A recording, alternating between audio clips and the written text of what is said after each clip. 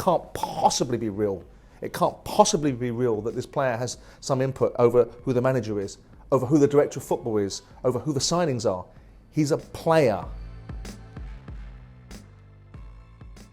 Welcome to this week's edition of One-to-One with Simon Jordan. Of course, remember to keep liking and subscribing and to leave your questions in the comment section below. But let's get on with this week's show. A question as to whether Liverpool should sell Salah or Mane, the next question would have to be, why? You've got two players that are performing at a very high level. You've got contract negotiations that have been going on for some time with Salah. Why would you want to sell them, and what would you replace them with, and what would the cost implications be of what you're replacing them with? And if you had to replace them, you'd probably have to deal with the salary requirements of somebody coming into an environment on a big transfer fee. So unless there's a bloody good reason why Liverpool would want to sell Salah or Mane, they've had a season that might end with a treble, which brings huge revenue from the Champions League. They'll take all the money off the table from the Champions League, 110, 120, 130 million, plus the 150, 160 that they've got from the Premier League. They're not short of a bob or two. I know they'll be paying expansive wages, but unless either one of those players doesn't fit into the next evolution of Liverpool, and I find it beggars belief that Mane wouldn't fit there, and certainly the same applies to Salah. So no. Why would Liverpool sell Salah or Mane? Why would you take two integral parts of what makes Liverpool at times irresistible and sell them to someone else? You keep those players in there, you improve the team, you evolve, and when those players are no longer what you need them to be, which there is no indication that Mane and Salah are not, then and only then do you start to change. So absolutely not. I think MBAPPE'S new contract is an absolute preposterous scandal. I think it's reaching levels of financial benefit for players which is just a little bit too much. Javier Tebas, the La Liga president or chief executive, whatever role he occupies, has come out with all guns blazing. I think there's a great big smattering of hypocrisy with this, because whilst I admire their stance of starting to try and get some control over player wages in La Liga and being the only major league that's actually put wage caps in place, they started this bloody race to the bottom with player salaries with the Galacticos in Madrid, and all of the biggest transfer fees have started, middled and ended in Spain or from Spain or to Spain. So there is an element of hypocrisy about it. But there is also something that reaches the heights of unedifying levels of finances. If this deal, and there's always an if, because the media were reporting 3-4 weeks ago that Erling Haaland was coming for £1 million a week, and he wasn't. So we do have to give context to this. But if this deal looks like what it is, and a player's been paid £100 million sign-on, and then is being paid £1 million a week, then there's something about this which is deeply disconcerting for the fibre and fabric of the game. Not just because I'm in the camp of wanting players to get paid less money, but because the people that are paying this money are unwinding the game. The argument that PSG can meet these obligations with inside financial fair play is laughable, and this becomes the challenge that everyone has. What are PSG doing to observe the structure of football? What are Man City doing? What are Newcastle going to do? What did Chelsea do under oligarch ownership? All of this is not about organic growth in football and everyone being able to compete. This is about nation states and regimes that own football clubs that can afford to spend whatever they want, and the rest of football can go to hell in a handcart. And it makes me very troubled by it, because not only is it overpaying players, elevating players to a position, and if you look at the conditions that are supposedly as part of this deal, it can't possibly be real. It can't possibly be real that this player has some input over who the manager is, over who the director of football is, over who the signings are. He's a player. He's a player. And even if you get past the absolutely obscenity of the salary that people are suggesting he's going to get, you start moving to that area, you've got the lunatics not only running the asylum, they're controlling every single aspect of it and how it's funded. It's lunacy.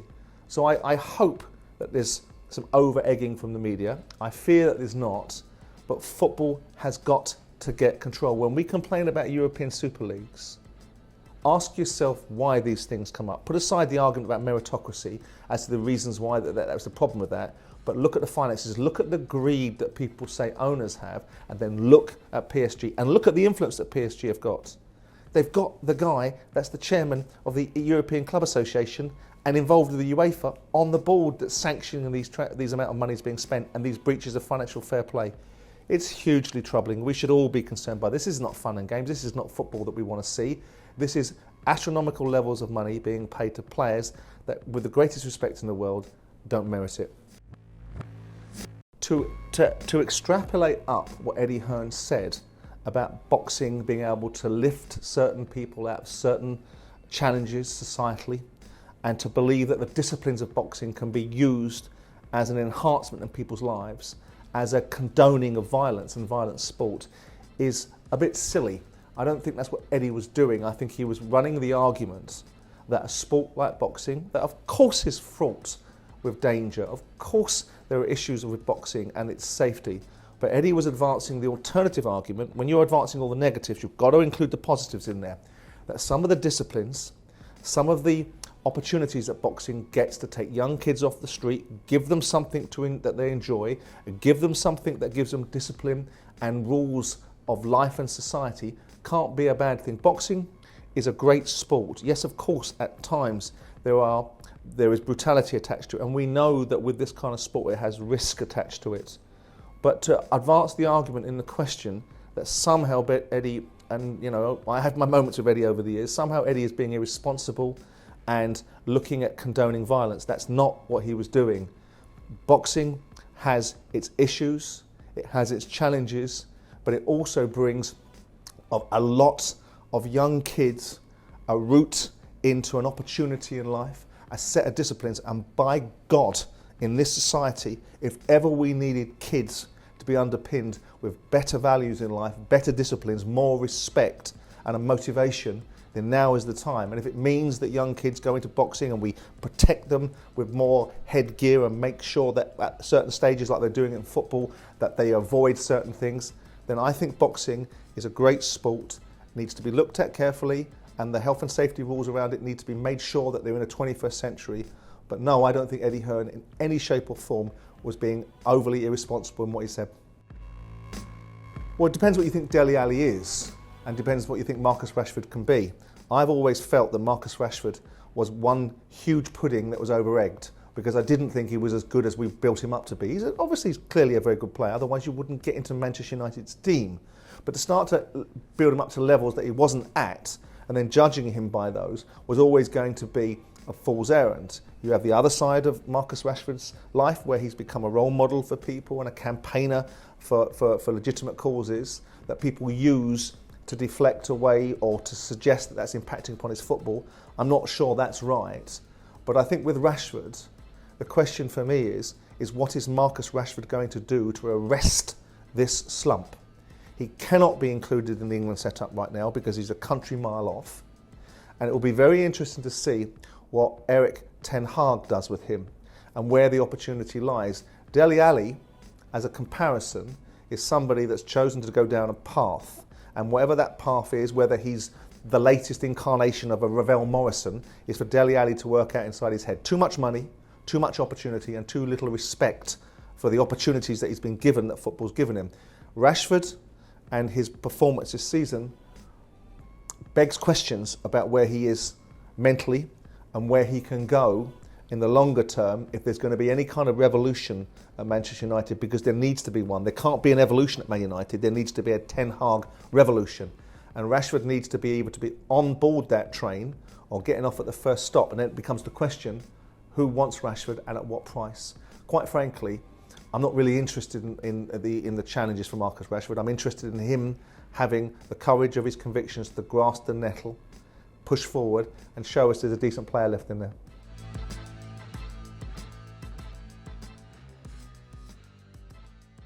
I find myself deeply uninvested in Maurizio Pochettino. Once upon a time, when he came out of Southampton and people ridiculed the appointment and he proved everybody wrong, going to Tottenham and was made to speak the language because he didn't do it previously when he was at Southampton by Daniel Levy. Yes, the same Daniel Levy that everyone vilifies and doesn't do anything good for Tottenham.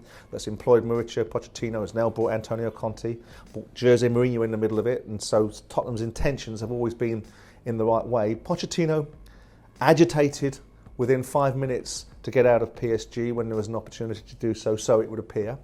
I don't think he set the world alight in PSG. Now, going to the hub of the question, well, what opportunities are going to arrive if Arteta doesn't cut the mustard next year at Arsenal? There could be an argument for Pochettino to go into Arsenal, but I don't see Pochettino as this halcyon go-to manager. You know, we live in the time when he took Tottenham to a Champions League final and fell out with Daniel Levy and arguably wasn't supported or didn't give them the confidence that he could be supported. He's gone to PSG, hasn't set the world on fire there. Yeah, he's won Ligue 1. So what? He lost it the first year round to Lille. Hasn't gone any further in the Champions League than other PSG managers have done. In fact, done less than Tuchel did. Hasn't seemingly been able to get the best of this ridiculous ensemble of players that, you know, make up arguably the best players in the world, whether that's Messi or Neymar or MBAPPE. And coming back to England, you have to look at the opportunities and see where they land. Pochettino's a decent manager. Will he win you anything in England? Depends what club takes him, but I don't see any of the top 4 clubs taking him. So that means he lands in an Arsenal if Arsenal don't get what they want from Arteta. Maybe he lands at an Everton if Frank Lampard can't drag them kicking and screaming into a better season next year, but that's going to be defined by financial fair play governance over Everton. So I think Pochettino, deservedly so, finds himself in a bit of a Bermuda Triangle, because if he's going to get the old Spanish archer's elbow from PSG, then where does he land? Because there's no natural fit. They'll find some space for him. He'll land somewhere because these managers of a decent ilk aren't in great supply. Emperor's New Clothes mentality. Everyone builds these managers up to what they think they are, and they're really not at that level anyway. But no, I don't naturally see Pochettino rocking back into the Premier League and everyone being excited. Wouldn't it be funny if they get rid of Hasenhüttl and he ends back up at Southampton? How the irony of the world turns. Okay, that's it for this week's edition of One-to-One with Simon Jordan. Don't forget to let me know your views on Liverpool, MBAPPE'S new contract and Marcus Rashford. Of course, like and subscribe and keep leaving your questions in the comment section below, and I'll look forward to seeing you next week.